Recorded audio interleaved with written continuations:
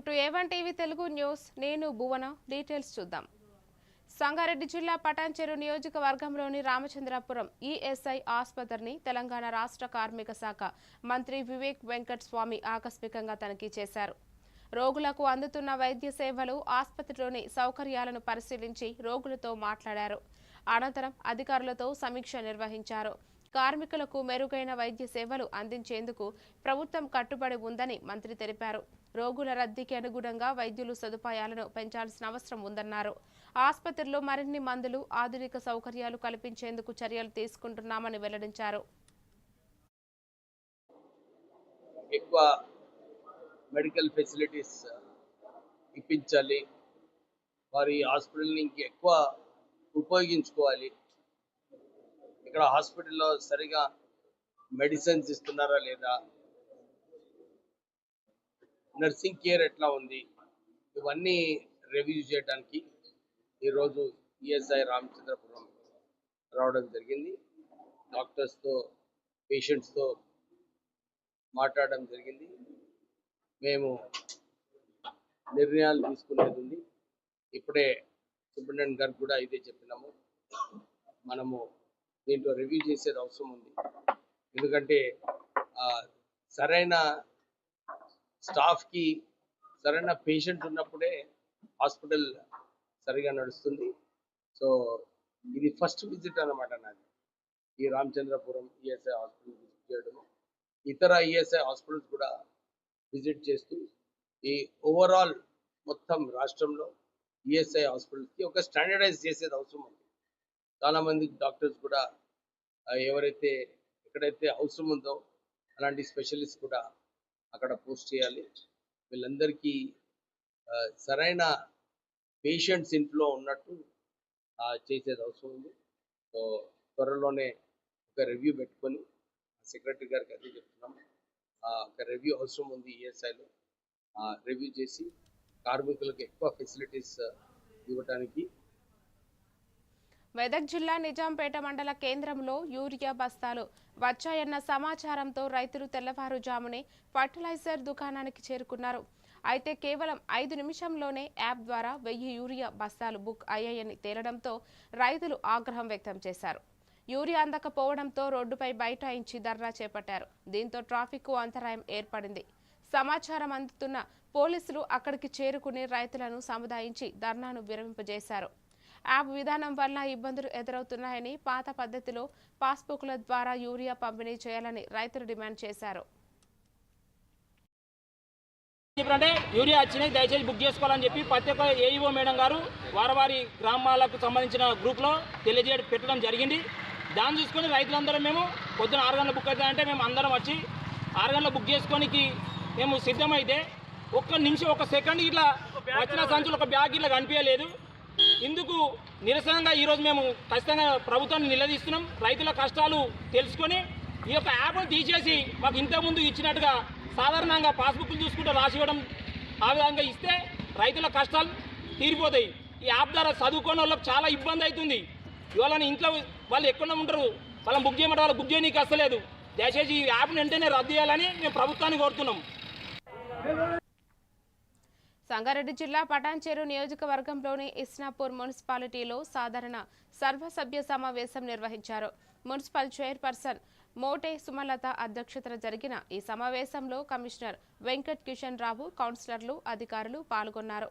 ఈ సందర్భంగా చైర్పర్సన్ మాట్లాడుతూ సమన్వయంతో ఇస్నాపూర్ని ఆదర్శ మున్సిపాలిటీగా అభివృద్ధి చేయాలని పిలుపునిచ్చారు. వివిధ వార్డుల్లో త్రాగునీరు, అంతర్గత డ్రైనేజీ, సీసీ రోడ్లు, పారిశుద్ధ్య సమస్యలను త్వరితగతిన పరిష్కరించేందుకు చర్యలు తీసుకుంటామని హామీ ఇచ్చారు. ప్రొవైడ్ చేయట్లేదు, దాంతో వాళ్ళు చెత్త పెరిగిపోతుంది, రావట్లేదు, మాకు కూడా రెస్పాండ్ అవ్వట్లేదు.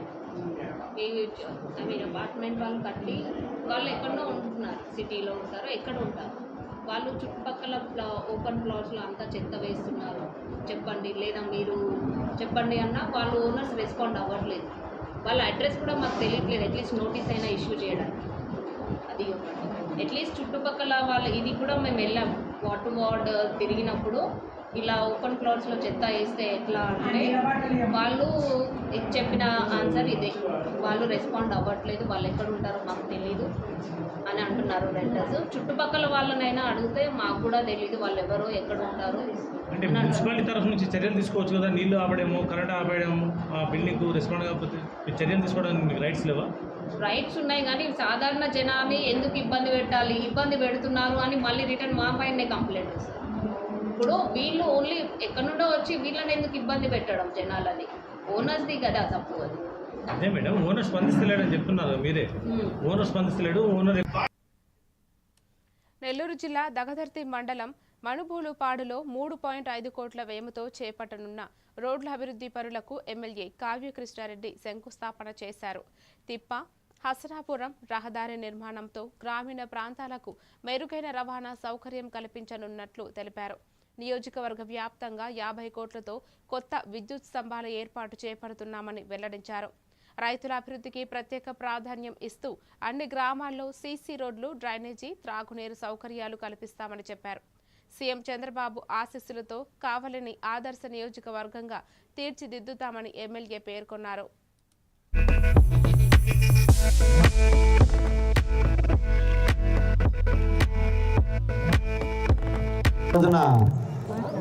తిప్ప సెంటర్ నుంచి హసనాపురం వరకు కూడా ఉన్నటువంటి ఈ ప్రాంతంలో ముఖ్యంగా 13వ కిలోమీటర్ నుంచి 28వ కిలోమీటర్ వరకు మనుబోలుపాడు ముందు, అదేవిధంగా దుండిగం వరకు ఉన్నటువంటి రోడ్డు మరమ్మతుల కోసం మన రాష్ట్ర ముఖ్యమంత్రి వర్యులు శ్రీ నారా చంద్రబాబు నాయుడు గారు మనకి 3.5 కోట్ల రూపాయలు ఇచ్చి ఎన్నో సంవత్సరాలుగా ఈ గతుకులైనటువంటి రోడ్డు మరమ్మతుల కోసం ఈ నిధులు ఇవ్వడం జరిగింది.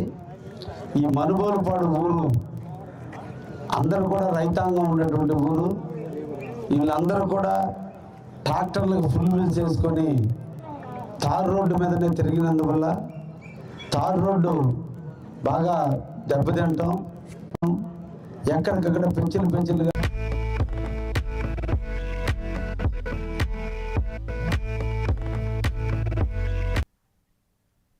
కోనసీమ జిల్లా సకిరేటిపల్లి మండలం అంతర్వేది శ్రీ లక్ష్మీ నరసింహస్వామి ఆలయంలో assistant commissioner M కేటి Nagavara Prasad ఆధ్వర్యంలో అన్నదానం, పడితరం లడ్డు తయారీలో ఉపయోగిస్తున్న సరుకుల నాణ్యతను పరిశీలించారు.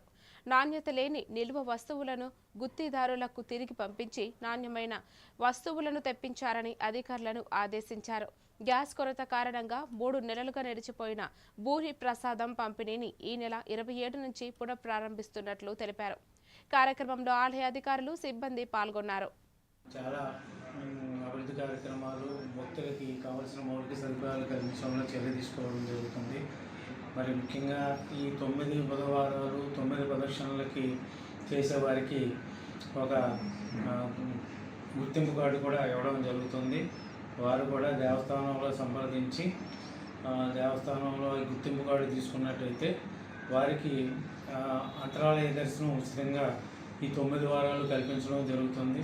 9 వారాలు 9 ప్రదక్షిణలు చేసి 9 వారాల అనంతరం సుదర్శనోమం కూడా చేయించుకోవాల్సి ఉంటుంది. ఆ విధంగా చేయించుకున్నట్టయితే భక్తుల యొక్క కోరిన కోరికలు నెరవేరుతాయి, వారి ఆరోగ్యం కూడా చాలా బాగుంటుంది సుదర్శనోమం వల్ల. కాబట్టి భక్తులు గమనించాల్సిందిగా కోరుతున్నాం. అదేవిధంగా గోదావరి పుష్కరాల సందర్భంగా అనేకమైనటువంటి అభివృద్ధి కార్యక్రమాలు చేపట్టడం జరిగింది. అభివృద్ధి కార్యక్రమాల్లో భాగంగా ఒకటి పిల్గ్రిమ్స్కి డార్మెటరీ బిల్డింగ్ ఒకటి నూతనంగా నిర్మిస్తున్నట్టు అన్నదానం భవనం పక్కన నిర్మించడానికి, తర్వాత ఏమో రథం యొక్క షెడ్యూల్ లేదు కాబట్టి రథం షెడ్యూల్ కట్టడానికి, అదే గుర్రాలక్కమ్మవారి గుడి కట్టడానికి 2 కోట్ల రూపాయలు ఈ పుష్కర నిధుల కింద కమిషనర్ వారు మంజూరు చేసి ఉన్నారు. వీటిని త్వరలోనే గౌరవ శాసనసభ్యుల వారిచే శంకుస్థాపన చేయించి పని ప్రారంభించడం జరుగుతుంది. చాలా అభివృద్ధి కార్యక్రమాలు, భక్తులకి కావాల్సిన మౌలిక సదుపాయాలు కల్పించడంలో చర్య తీసుకోవడం జరుగుతుంది. మరి ముఖ్యంగా ఈ 9 బుధవారాలు 9 ప్రదక్షిణలకి చేసేవారికి ఒక గుర్తింపు కార్డు కూడా ఇవ్వడం జరుగుతుంది. వారు కూడా దేవస్థానంలో సంప్రదించి దేవస్థానంలో గుర్తింపు కార్డు తీసుకున్నట్టయితే నాగర్ కర్నూలు జిల్లా కల్వకుర్తి జిల్లా పరిషత్ బాలికల ఉన్నత పాఠశాలలో హైదరాబాద్ సైక్లింగ్ గ్రూప్ మానవతా ఫౌండేషన్ ఆధ్వర్యంలో 20 మంది విద్యార్థినులకు సైకిళ్లు పంపిణీ చేశారు. బస్సు సౌకర్యం లేని గ్రామాల నుంచి నడుచుకుంటూ పాఠశాలకు వచ్చే బాలికలకు ఈ సైకిళ్లు అందజేశారు. విద్యార్థుల అవసరాన్ని గుర్తించి ఈ కార్యక్రమాన్ని చేపట్టినట్లు మానవతా ఫౌండేషన్ చైర్మన్ డాక్టర్ రమ్య సౌజన్య తెలిపారు. త్వరలో 350 మంది విద్యార్థులకు షూస్ కూడా అందజేస్తామని హైదరాబాద్ సైక్లింగ్ గ్రూప్ సభ్యులు వెల్లడించారు. ఈ సందర్భంగా విద్యార్థులకు రోడ్డు భద్రత, సైకిల్ నిర్వహణపై అవగాహన కల్పించారు. కల్వకుర్తి గర్ల్స్ హై స్కూల్లో ఒక 20 సైకిల్స్ మన అమ్మాయిలకు డిస్ట్రిబ్యూట్ చేయడం జరిగింది. సో ఈ కార్యక్రమానికి మాకు సపోర్ట్ చేసినటువంటి హైదరాబాద్ సైక్లింగ్ గ్రూప్ వాళ్ళకి ప్రత్యేకమైన ధన్యవాదాలు. సో లాస్ట్ ఇయర్ శోభా మేడం గారు మానవతా ఫౌండేషన్కి ఒక రిక్వెస్ట్ పెట్టారు. చాలామంది సిలార్పల్లి నుంచి నడుచుకుంటూ వస్తున్నారు అమ్మాయిలు అని చెప్పి. సో ఈ రిక్వెస్ట్ని మేము హైదరాబాద్ సైక్లింగ్ గ్రూప్ మన సుందరన్నకి కన్వే చేశాము. హైదరాబాద్ సైక్లింగ్ గ్రూప్ వారు 20 సైకిళ్లను బహుమతిగా ఇవ్వడం జరిగింది. చాలా సంతోషంగా ఉంది. పిల్లల కళ్ళల్లో మెరుపు, ఆనందం చూసి నేనైతే చాలా సంతోషిస్తున్నాను. మరి నా విజ్ఞప్తిని మన్నించి నేను లాస్ట్ ఇయర్ ఒక 24 సైకిల్స్కి రిక్వెస్ట్ పెట్టినాను. నా విజ్ఞప్తిని మన్నించి సుందర్ సింగ్ గారు ఆ గ్రూప్లో ఉండడం, సభ్యుడిగా ఉండడం మాకు చాలా మేలు జరిగింది. సందీప్ మరియు సుందర్ మేము ఈరోజు కల్వకుర్తి గవర్నమెంట్ స్కూల్లో ఉన్నాము. అండ్ ఎంత సంతోషం అంటే మేము దాదాపు ఒక 20 సైకిల్స్ మేము ఇక్కడ పిల్లలకి ఇవ్వడం జరిగింది. ఎందుకంటే ఒక 4 నుంచి 5 కిలోమీటర్ల పిల్లలు, especially under privileged girl child ఎవరైతే బీద పరిస్థితుల్లో ఉంటారో, వాళ్ళు ఎవరైతే 4 to 5 కిలోమీటర్స్ స్కూల్కి నడుచుకుంటూ వస్తారో వాళ్ళకి మా ఉద్దేశం ఏంటంటే వాళ్ళకి ఒక ఉన్నతమైన చదువుని, అంటే ఒక మంచి చదువు, అంటే వాళ్ళు కష్టపడి చదువుకు మేము దృష్టిలో పెట్టుకొని ఒక 350 షూ డొనేషన్ కూడా చేస్తామన్న ఒక ప్రామిస్ కూడా చేశాము. అండ్ తప్పకుండా ఆ ప్రామిస్ని మేము నిలుపుకుంటాం అనేసి కోరుకుంటున్నాను. And at the same time ఈ మిషన్ 1000 ఇలాగే ముందుకు సాగుతుంది. అండ్ మేము చాలామంది స్టార్ట్ అయింది. అందుకే ఏ పిల్లలు కూడా బాధపడొద్దు, అంటే ఇప్పుడు చాలామంది ఉంటారు అలాగా, ఏ పిల్లలు కూడా అలా బాధపడుకుంటూ. కాకినాడ జిల్లా తునిలోని శ్రీ ప్రకాష్ విద్యా సంస్థల్లో పూర్వ విద్యార్థుల ఆధ్వర్యంలో రాజా బుల్లిబాబు కౌశ్య విగ్రహాన్ని ఘనంగా ఆవిష్కరించారు. యోగా గురు బాబా రామ్దేవ్ శిష్యుడు ఆచార్య బాలకృష్ణ, పొలిట్ బ్యూరో సభ్యుడు యనమల రామకృష్ణుడు, రాజా బుల్లిబాబు మనవడు అశోక్ బాబు కలిసి విగ్రహాన్ని ఆవిష్కరించారు. ఈ సందర్భంగా యనమల రామకృష్ణుడు మాట్లాడుతూ రాజా బుల్లిబాబు కుటుంబం ప్రజలకు పక్షపాతం లేని పరిపాలన అందించిందని కొనియాడారు.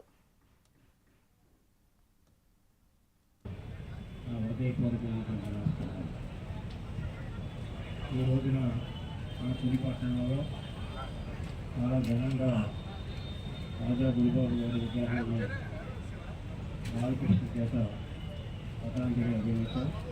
బాలకృష్ణ గారు ఆవిష్కరించడం, అందరం కూడా స్థానికులుగా కార్యక్రమాల్లో పాల్గొన్నట్టు మనందరికీ కూడా చాలా ఆనందకరమైన విషయం.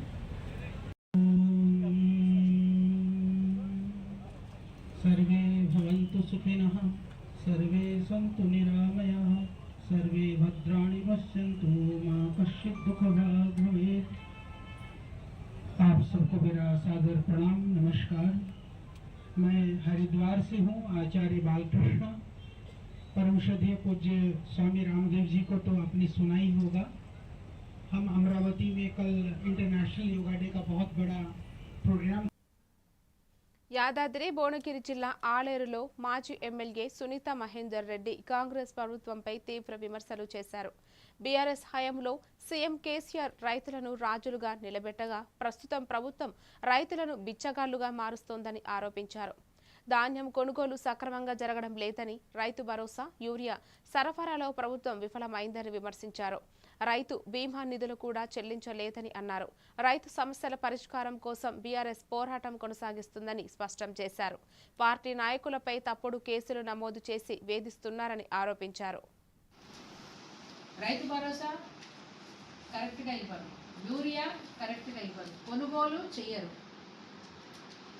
ఎంత అరబోస పెడుతున్నారు రైతు. ఇంకా విచిత్రం ఏంటంటే రైతు బీమా పొరపాటున రైతు కాలం చేస్తే మన కోవిడ్గా రైతు రుణం తీర్చుకోవాలని చెప్పి కేసీఆర్ గారు రైతు బీమా పథకాన్ని తీసుకొచ్చి వాళ్ళ పేరుతో ప్రీమియం కట్టేది. ఈ గవర్నమెంట్కి ఆ ప్రీమియం కట్టడం కూడా చేతనవుతుంది. ఆ ప్రీమియం లెక్కలు కూడా చెప్తారు. ఇప్పటి వరకు 7,606 రైతు కుటుంబాలకు బీమా బాకీ ఉంది ఈ ప్రభుత్వం. 7,606 కుటుంబాలకు, నేను చెప్పేది నిన్నటి లెక్కని, నిన్నటి వరకు తీసుకున్న లెక్క. 7,606 కుటుంబాలకు రైతు బీమా బాకీ ఉంది ప్రభుత్వం. ఎందుకు? సకాలంలో ప్రీమియం కట్టకపోవడం వల్ల, ఇది ప్రభుత్వం చేసిన తప్పు వల్ల ఈరోజు రైతులకు బీమా అందట్లేదు, ఆ కుటుంబాలకు బీమా అందట్లేదు. బాగా బలిసిన రైతు, బాగా ఉన్న రైతు, ధనవంతుడు రైతు ఆత్మహత్య చేసుకుంటాడా అండి? పేద రైతే కదా ఆత్మహత్యలు చేసుకునేది. ఆ పేద రైతు కుటుంబం ఎట్లా బతకాలనే సోయి లేదు ప్రభుత్వానికి. ప్రీమియం సంగతి చెప్పాలి అంటే 7,606 క్లెయిమ్స్ పెండింగ్ ఉన్నాయి. అదేవిధంగా గవర్నమెంట్ 25-26 సంవత్సరంలో 2025-26 సంవత్సరంలో 1,359 కోట్లు కట్టాల్సి ఉంటే ప్రీమియం అమౌంట్ 436 కోట్లు బాకీ ఉంది. 436 కోట్లు బాకీ ఉంది. రైతుల కుటుంబాలేమో ఆఫీసుల చుట్టూ. రంగారెడ్డి జిల్లా తలకొండపల్లి మండలంలోని ప్రభుత్వ పాఠశాలల్లో 10వ తరగతి ఇంటర్మీడియట్లో ఉత్తమ ఫలితాలు సాధించిన 37 మంది విద్యార్థులను ఉన్నత శిక్షా ఫౌండేషన్ చైర్మన్ సుధాకర్ రెడ్డి సన్మానించారు. తలకొండపల్లి కేంద్రంలో నిర్వహించిన కార్యక్రమంలో ప్రతిభ కనబరిచిన విద్యార్థులకు 2,500 రూపాయల నగదు బహుమతితో పాటు షీల్డ్ అందజేశారు. ఈ సందర్భంగా సుధాకర్ రెడ్డి మాట్లాడుతూ విద్యార్థులు ఉన్నత లక్ష్యాలతో చదివి సమాజంలో గుర్తింపు పొందాలని ఆకాంక్షించారు. ప్రభుత్వ పాఠశాలల్లోనూ నాణ్యమైన విద్య అందుతుందని ఆయన పేర్కొన్నారు. మాకు చేతులిచ్చిన మా గురువులందరికీ, మా విద్యార్థులు లేనటువంటి గురువులందరికీ నమస్కారం. ఎవరు నిర్మాణం చూస్తే ఎవరు లేరు, ఒకరున్నారు. జబర్దస్త్ మేము ఈ పాఠశాలలో చదువు బాగుపడినందుకు ఈ పాఠశాలలో అప్పటి ఆ కొత్త నరసింహారావు వీళ్ళంతా ఒక హై స్కూల్ ఏర్పాటు చేశారు. మందే నరసింహరావు గారు ఈ స్థలాన్ని మొత్తం 3 ఎకరాలు ఆయన ఇచ్చేసారు. వాళ్ళంతా పనిచేసారు. మనం ఏం చేస్తున్నాం అంటే చదువు బాగుపడంటే ఒక జూనియర్ కాలేజీకి ఎంకరేజ్ చేయాలని నా తలంపు ఉన్నది. నేను రిటైర్డ్ అయ్యానని చెప్పిన నా బెనిఫిట్స్ అన్ని మొత్తము జూనియర్ కాలేజీకి ఇస్తా అని చెప్పి చాటించిన. కానీ ఎవరు దానికి ఏ ఎమ్మెల్యే గారు ఎవరు కానీ సహకరించలేదు. ఇక మనము అంతకంటే ఎక్కువ ముందుకు త్వరగా తీసుకుపోయే శక్తి కూడా మన కాలం లేదు. నేను నాకు వచ్చిన 5 లక్షల రూపాయలు నా బెనిఫిట్ను జూనియర్ కాలేజీకి ఇస్తా చెప్పి ఆనాడే ప్రకటించాను. ప్రముఖ సినీ నిర్మాత బండ్ల గణేష్ మరోసారి తన మానవత్వాన్ని చాటుకున్నారు.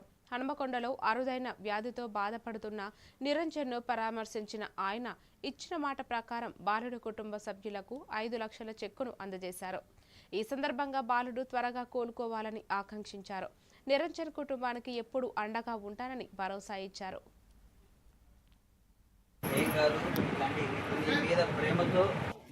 అందరికీ నమస్కారం. వరంగల్ ప్రజలకు, హనుమకొండ వాసులకు అందరికీ ధన్యవాదాలు. ఈరోజు నిరంజన్ 17 సంవత్సరాల బాబు ఒక జన్యుపరమైన వ్యాధితో బాధపడుతుంటే నాకు ఇష్టం, నా దైవ సమానం పవన్ కళ్యాణ్ గారు రావటం అది నా దృష్టికి వచ్చింది. ఆయన ఎందుకు వెళ్తున్నారో హనుమకొండ అనుకున్నాను. ఈ బాబుని పలకరించడానికి వస్తున్నాను తెలిసి ఆ బాబుని చూడంగానే ఆ పక్కనే మా గబ్బర్ సింగ్లో మా హీరో గారి ఫోటో చూడంగానే నా హృదయం నాకు ఏదో తెలియని ఒక అనుభూతి కలిగింది. నా చేతనైన సహాయం ఆ బాబుకు కూడా చేయాలి. మేమందరం ఈరోజు ఇట్లా ఉన్నామంటే పవన్ కళ్యాణ్ గారికి కారణం కాబట్టి ఆయన వచ్చి ఆ అబ్బాయిని సందర్శించడం నాకు కూడా నా చేతనైన సహాయం ఏదో ఉడతా భక్తిగా చేయాలి. ఆ బాబుకి ఎంతో ఉపయోగపడుతుంది అనిపించి నా కూతురు వివాహ పనుల్లో విపరీతమైన బిజీగా ఉండి కూడా ఈరోజు ముఖ్యంగా ఈరోజు ఎందుకు వచ్చారంటే ఈరోజు నాకు దైవ సమానులైన శ్రీ నారా భువనేశ్వరి గారి జన్మదినం. ఆ జన్మదినం రోజు 5 లక్షల రూపాయలు తీసుకొచ్చి ఆ మల్కజ్గిరిలోని సెయింట్ మార్టిన్స్ స్కూల్లో 20% ఫీజులు పెంచాడని నిరసిస్తూ విద్యార్థుల తల్లిదండ్రులు ఏబీవీపీ నాయకులు ఆందోళన చేపట్టారు. ముందస్తు సమాచారం లేకుండా ఫీజులు పెంచడం అన్యాయమని తల్లిదండ్రులు ఆవేదన వ్యక్తం చేశారు. విద్యా చట్టాలను విరుద్ధంగా పాఠశాలల్లోనే పుస్తకాల విక్రయాలు జరుగుతున్నాయని ఆరోపించారు. పలుమార్లు ఫిర్యాదు చేసినా అధికారులు స్పందించడం లేదని విమర్శించారు. పెంచిన ఫీజులను వెంటనే తగ్గించాలని డిమాండ్ చేశారు. తల్లిదండ్రుల నిరసనకు ఏబీవీపీ నాయకులు మాజీ కార్పొరేటర్ శ్రవణ్ మద్దతు తెలిపారు.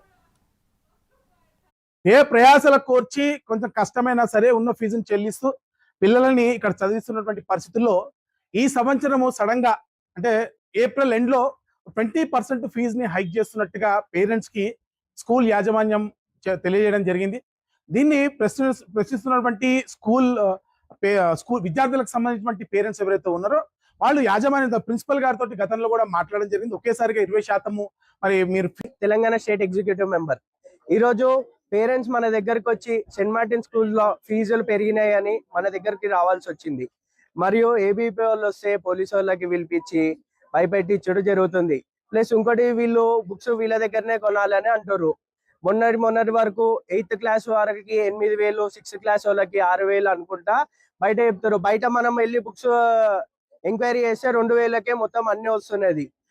నిన్ననే బుక్స్ అమ్మే రూమ్ కి సీల్ వేసినాము విత్ ఎంఈఓ తోటి, ఫుల్ పేపర్స్ తోటి, ఫుల్ డాక్యుమెంట్స్ తోటి, ప్రూఫ్లు అన్ని. ప్లస్ నేను ఒకటే అడుగుతున్నా, ఇంత పెద్ద బిల్డింగ్ ఉంది, ఒకసారి చూడండి. మీడియా మీరు కూడా కవర్ చేయండి. ఫస్ట్ ఫ్లోర్ వాళ్ళు, సెకండ్ ఫ్లోర్ స్టూడెంట్స్ ఏదైతే ఉన్నారో ఇక్కడ వాష్రూమ్ యూజ్ చేస్తారు students. Okay, third floor, second floor వాళ్ళు, సెకండ్ ఫ్లోర్ లో ఒకటే వాష్రూమ్ ఉంది. ఎన్ని క్లాసెస్ ఉన్నాయి, ఎంతమంది స్టూడెంట్స్ ఉంటారు? అక్కడ నుంచి ఇక్కడ దాకా స్టూడెంట్స్ రావాలి. ఒక్క ఫ్లోర్ లో కూడా వాటర్. పాతపట్నం నియోజకవర్గం కొత్తూరు మండలం బలద గ్రామంలో నారా భువనేశ్వరి జన్మదిన వేడుకలను ఘనంగా నిర్వహించారు. ఎమ్మెల్యే గోవిందరావు కార్యకర్తలు నాయకులతో కలిసి కేక్ కట్ చేసి శుభాకాంక్షలు తెలిపారు. అనంతరం జేమ్స్ ఆసుపత్రి సౌజన్యంతో ఏర్పాటు చేసిన ఉచిత మెగా వైద్య శిబిరాన్ని ప్రారంభించారు. ఈ సందర్భంగా నారా భువనేశ్వరి విద్య, వైద్యం, మహిళా సాధికారత రంగాల్లో అందిస్తున్న సేవలను ఆదర్శనీయమని ఎమ్మెల్యే కొనియాడారు. కూడా లక్షలాది రూపాయలు ఇవ్వడం, కోట్లాది రూపాయలు ఇవ్వడం జరుగుతుంది. ఆ మహాతల్లి ఆశీస్సులు మన అందరికీ ఉండాలి. ఆ తల్లి ఆయుర ఆరోగ్యాలతో శుభ్రంగా ఉండాలని మనం అందరం మనస్ఫూర్తిగా కోరుకుంటున్నాం. ఆమె బాగుంటేనే మనం బాగున్నట్లు అన్నమాట. ఒకసారి జన్మదిన శుభాకాంక్షలు అందరి తరఫున చెప్పండి. ఒకసారి happy birthday Poonamma, happy birthday, happy birthday, happy birthday, happy birthday, happy birthday, happy birthday, happy birthday, happy birthday, happy birthday, happy birthday, happy birthday, happy birthday. ఈరోజు మన సీఎం గారి సతీమణి, మనందరికీ అమ్మ. ఆమె అందరు కూడా అన్నదాత కూడా. ఎవరికైతే అన్నా క్యాంటీన్లకి ఆమె డొనేషన్.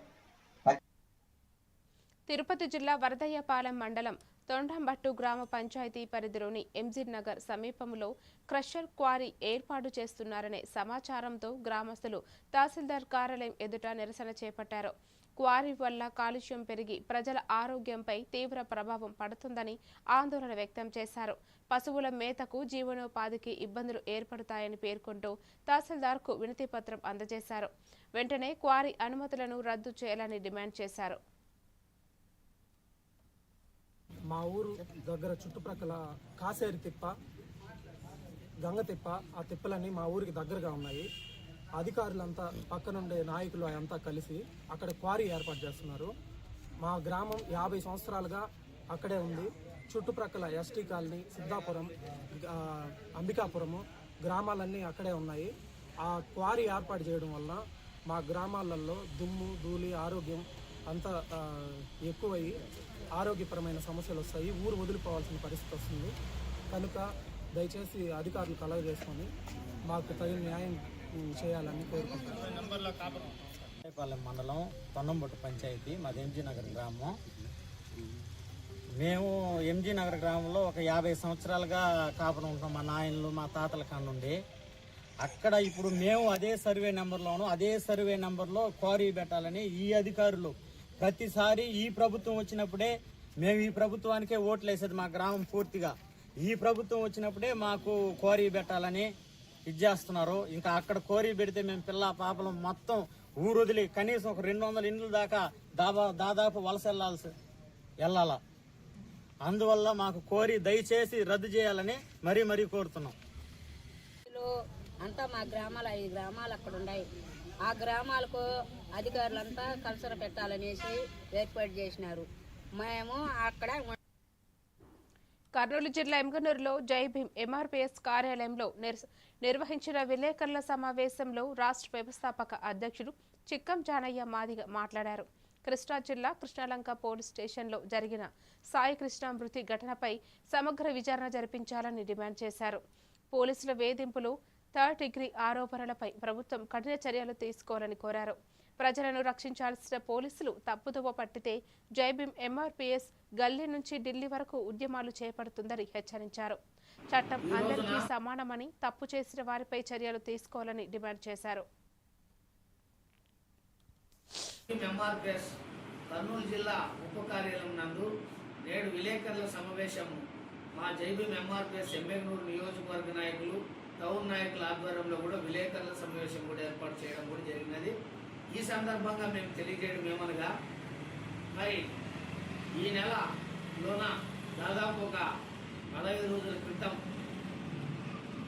ఆంధ్రప్రదేశ్ కృష్ణా జిల్లా కృష్ణాలంక అనే పోలీస్ స్టేషన్లోన అదే కృష్ణాలంకకు సంబంధించినటువంటి కాపు సామాజిక వర్గానికి చెందినటువంటి యువకుడు సాయి కృష్ణ ఆ స్టేషన్లోన ఆ యువకుడి పైన రౌడీ షీటర్గా కేసులు ఓపెన్ అయినాయి.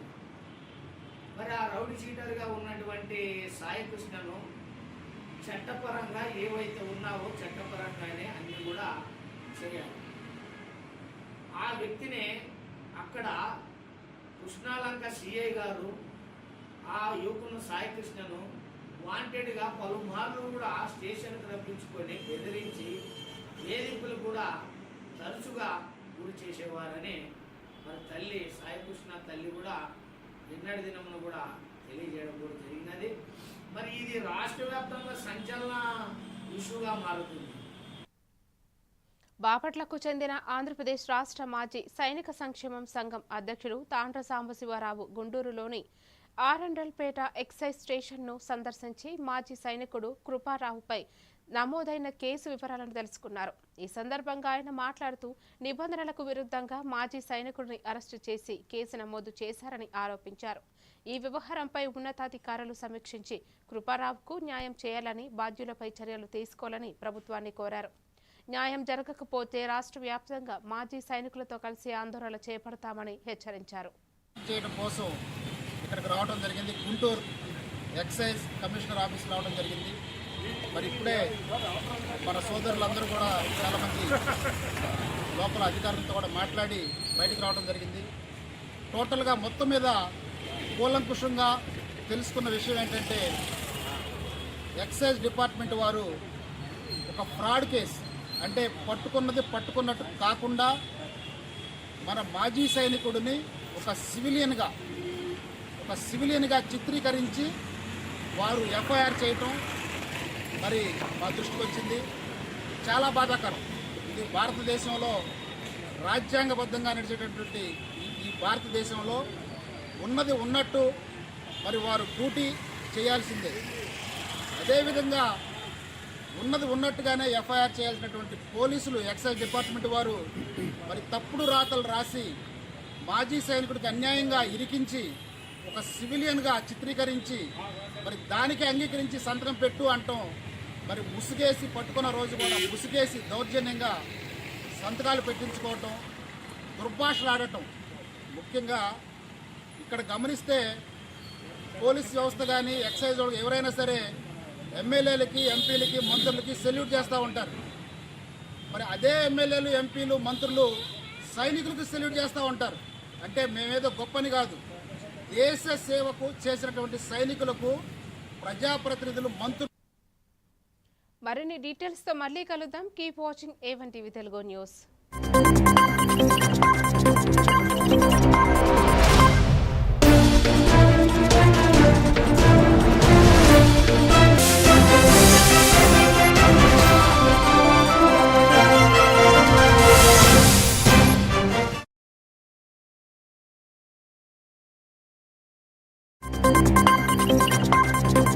ఉందో 10,000